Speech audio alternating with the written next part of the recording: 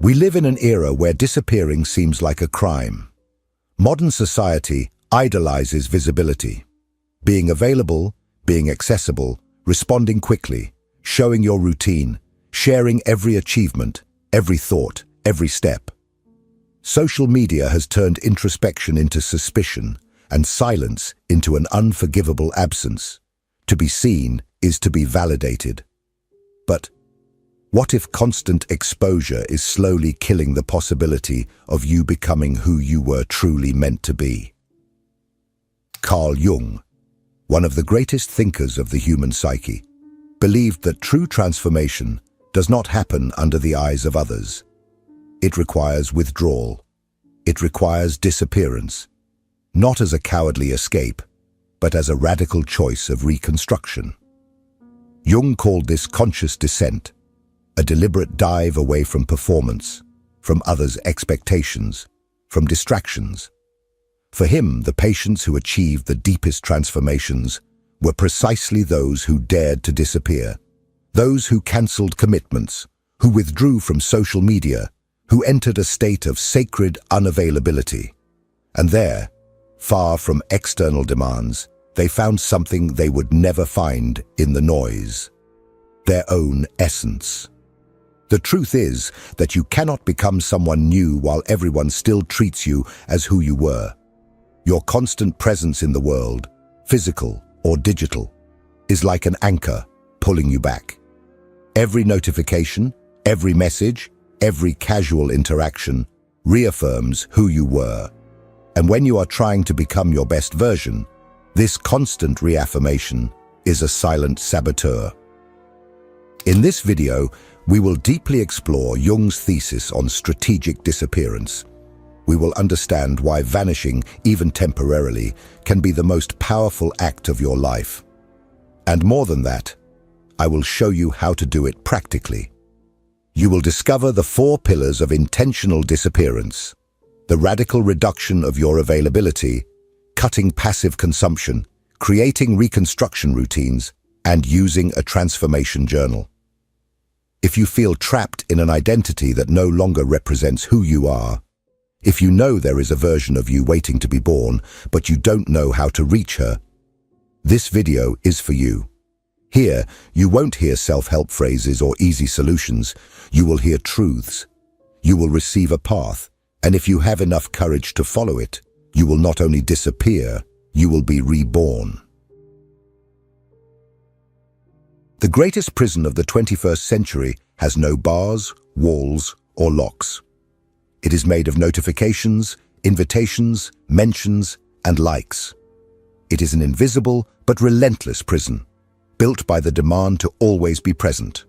At work, on social media, in groups, at birthdays, in interactions. The logic is clear. If you don't show up, you don't exist. But Jung realized what few dared to admit. This constant visibility is destroying the possibility of deep transformation. Uninterrupted social presence condemns us to live under the reflection of who we were, never of who we are becoming.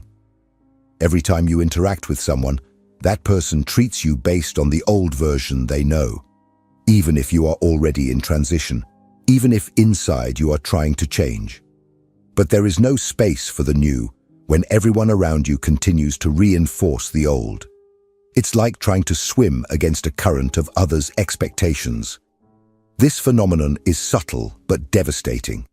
You respond to a message from someone who has known you since childhood and immediately feel the pressure to be that same insecure teenager. You go to a social event and almost automatically activate the same behavior patterns, the same jokes, the same roles. Nothing changes because you are surrounded by mirrors that only reflect what has already been.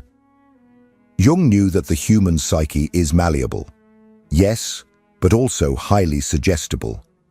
And when we are constantly immersed in environments that define us by the past, the chance of emerging as a new version decreases drastically. That's why he observed in his clinical practice that the patients who evolved the most were those who interrupted the cycle of visibility. those who dared to say no to the world, not out of contempt, but out of necessity. They withdrew. They disappeared. And in that disappearance, they created enough psychological space to rebuild themselves. You might even think you are evolving, reading books, listening to podcasts, watching videos like this one. But if every day you are forced to perform the same identity for others, your internal progress will always be compromised. It's like planting a seed and digging the soil every hour to see if it has grown. Disappearing, even for a time, is an act of liberation. It is refusing the social role that has been imposed on you to discover who you are without an audience, without applause, without external expectations. It is silencing the noise of the world to finally hear your own voice. But this disappearance needs to be done strategically, with intention, method, and discipline. It is not enough just to hide, it is necessary to rebuild. And that is exactly what we will explore in the next part. The conscious descent, and how deliberate isolation can become the fertile ground where your best version finally begins to bloom. If this content is making sense to you, click the subscribe button and subscribe to the channel. Thank you for your support. Few people understand what it really means to isolate oneself. Most see isolation as a cowardly escape, an emotional collapse, or a sign of weakness. But Jung viewed it from another angle, as a psychological rite of passage. He called this movement conscious descent, and considered it one of the most fundamental steps toward true transformation. The conscious descent is not simply about stopping socializing with friends or deleting social media like someone doing a weekend detox. It is a radical and intentional decision to break, for a period, with social roles, public performance, constant distraction, and to dive into a space where the true self can finally emerge, without judgment, without an audience, without filters. Jung lived this experience himself. After his break with Freud, he withdrew from everything. From the spotlight of the scientific community, from social commitments, even from his conventional clinical practice. Instead of seeking answers in books or from others, he built his tower in Bollingen, on the shores of Lake Zurich. And there, he began a profound process of self-exploration. For years, isolated, Jung drew mandalas, wrote in his journal, sculpted stones, walked and reflected. While the world tried to understand his silence, he was in a process of reconstruction. This period was not romantic. It was dense, turbulent, disorienting. The silence of isolation is not comfortable. It exposes.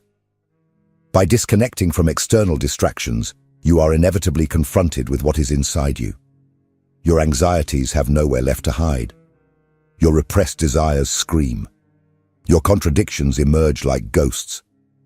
And it is precisely here that the real work begins.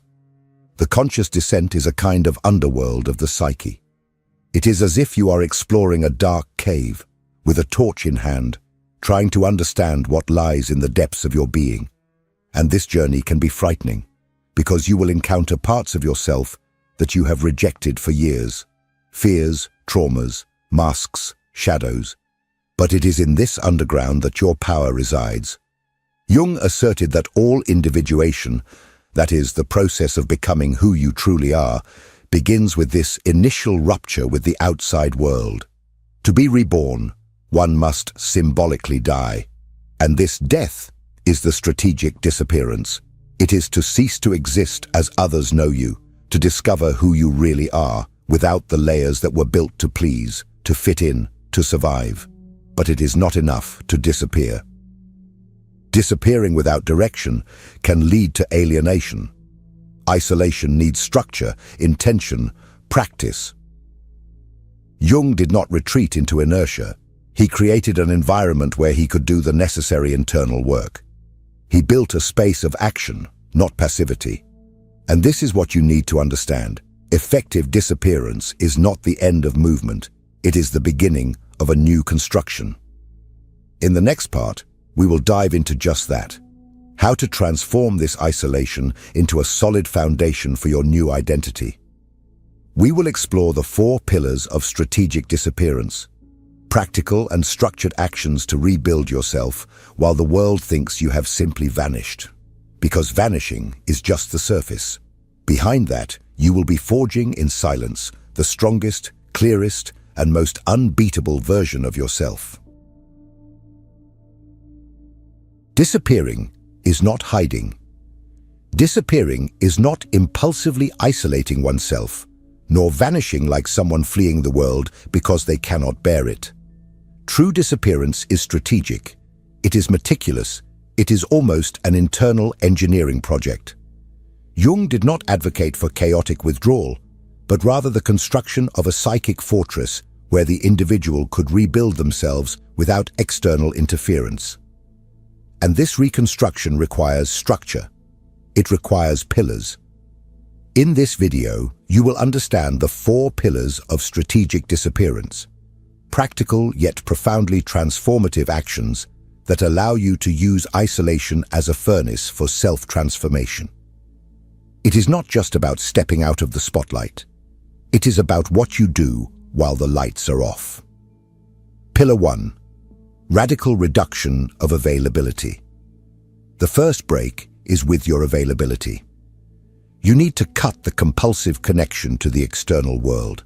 This means turning off notifications, establishing periods when you are absolutely unreachable, and stopping the justification of your absence as if you owe explanations all the time.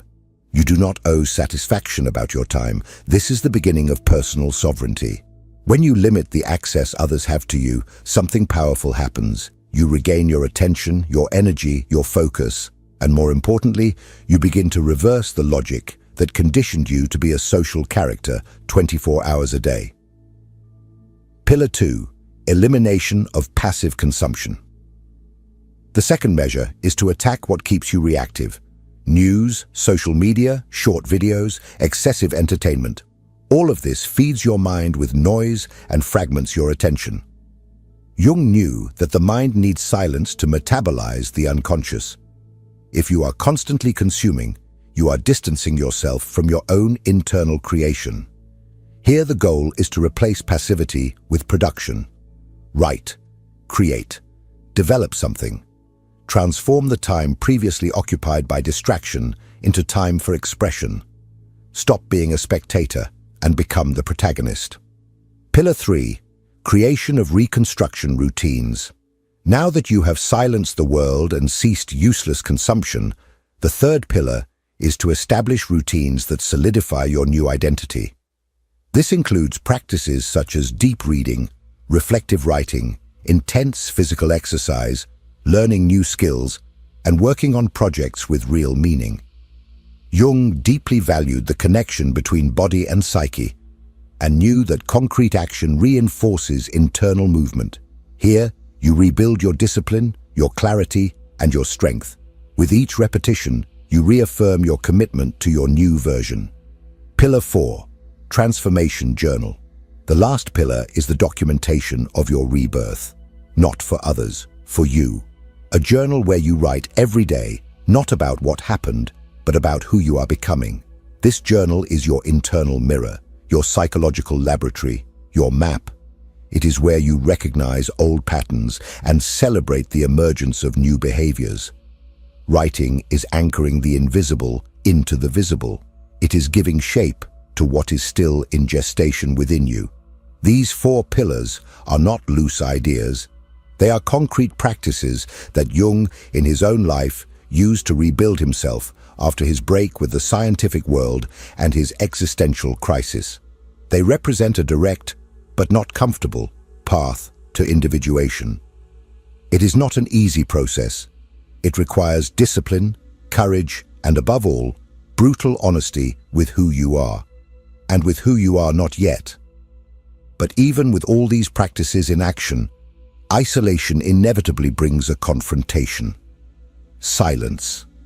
And within the silence, an even more dangerous enemy than the external world, yourself. It is about this encounter with your fears, your hidden desires, your uncomfortable truths, that we will talk about next. In the next part, you will understand why the silence of isolation is not a rest, but a revelation, and why it is the final test for those who truly want to be reborn. There is a moment in strategic disappearance when everything goes quiet.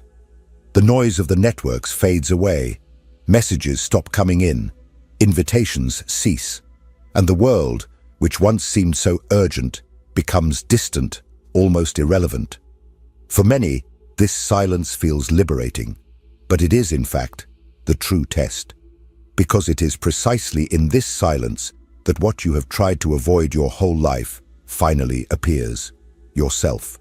The pain of silence is not physical, it is psychic.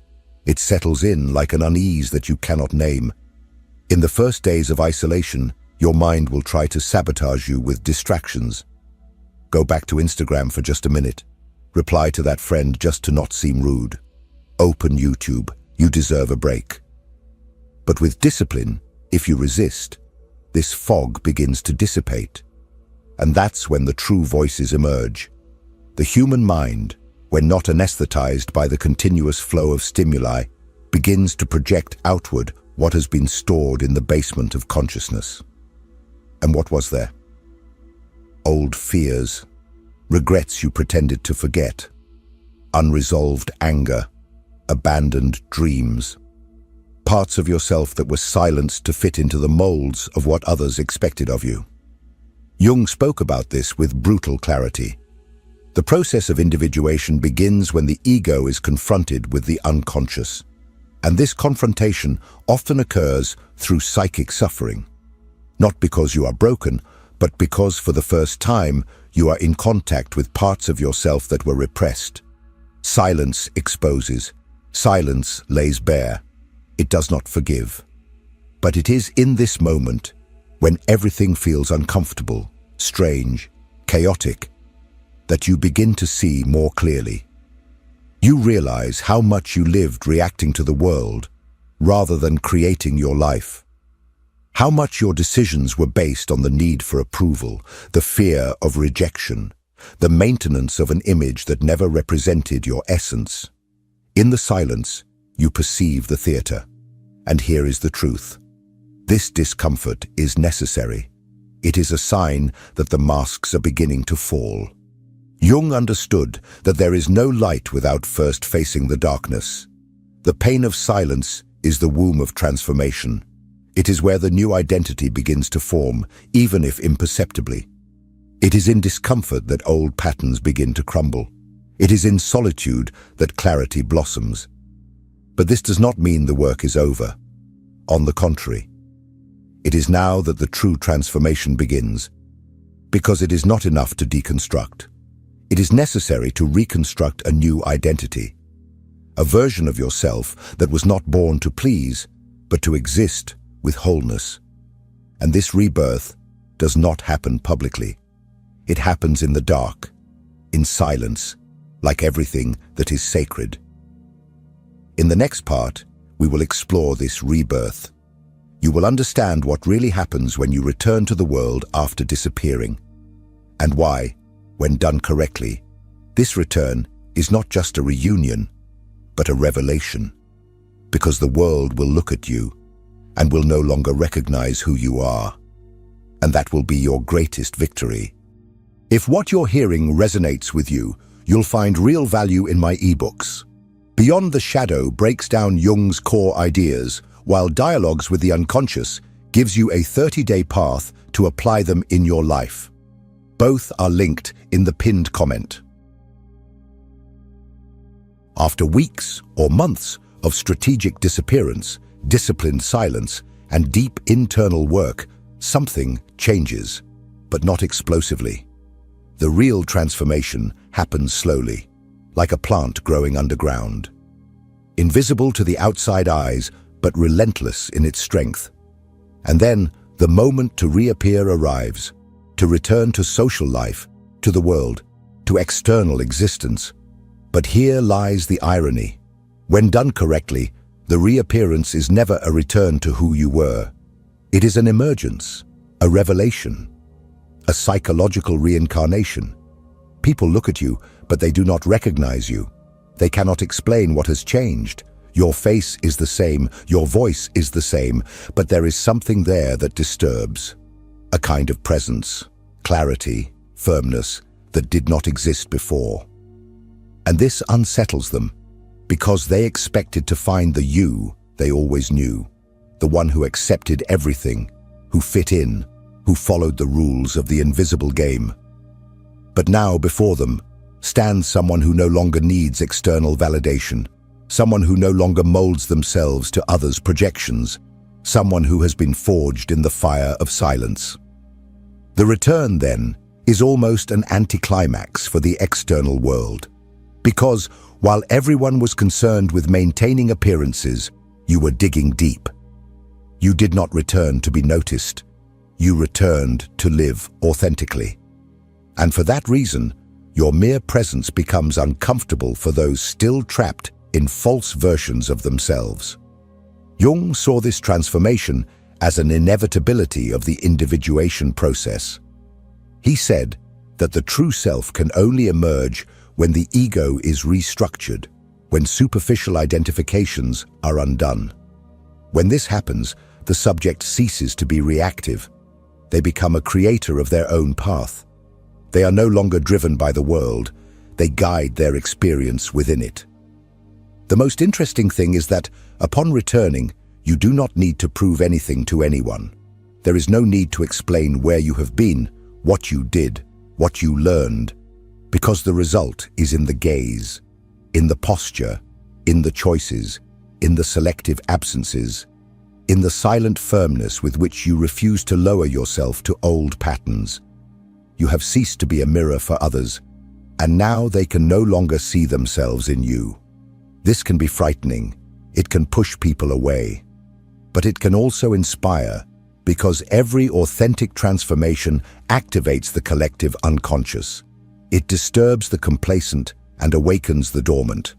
This new you is a hybrid being between the old and the reborn. A being that has integrated the shadows, that has learned to be alone, that has faced their own demons and returned with wisdom. And now, in place of the anxiety for belonging, there is peace. In place of the fear of rejection, integrity. In place of performance, presence. But perhaps one last question remains. Why do all this? Why disappear? Why endure the pain of silence? Why rebuild yourself away from the eyes of the world? The answer lies in the impact of this on your life as a whole. Because by being reborn, you not only transform internally, you radically alter your way of living, loving, working, existing. And that is exactly what we will talk about next. In the next part, you will understand why disappearing is, in fact, the beginning of real freedom, and how living this new version can become your greatest form of revolution. Disappearing from the world for a while is not a simple choice. It is an act of courage. It is the modern equivalent of entering the dark cave you fear the most. And, as Joseph Campbell said, that is where you will find the treasure you seek. Strategic disappearance is not just a pause, it is an alchemical process. You enter as a fragmented, conditioned person, lost in others' expectations, and emerge as a whole, lucid individual, aware of your own power. Carl Jung understood this deeply. He knew that no true transformation occurs under constant observation. Psychic growth is an internal, intimate phenomenon that requires withdrawal. Like a snake shedding its skin, you need to rid yourself of what no longer serves you.